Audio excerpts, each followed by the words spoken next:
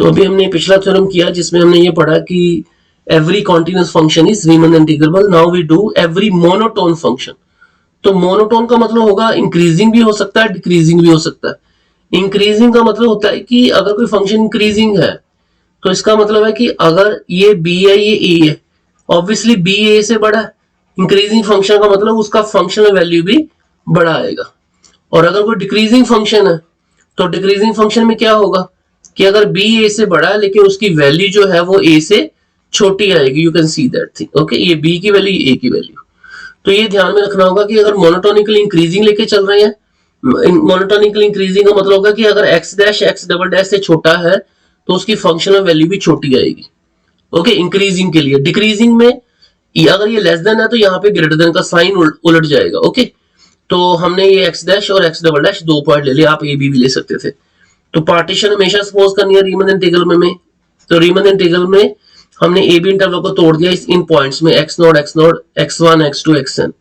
तो नॉर्म हमने सपोज कर ली epsilon by F B minus F A, final value minus F B minus F A, क्योंकि वो इक्वल भी हो सकते हैं इसलिए हमने एक ऐड कर दिया।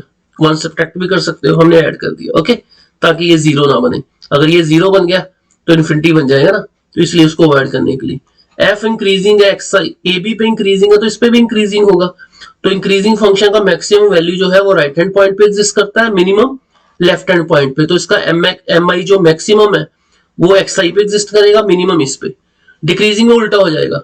डिक्रीजिंग में मिनिमम वैल्यू जो है वो राइट पे लाई करती है, मैक्सिमम लेफ्ट पे लाई करती है। Okay, so let us see that.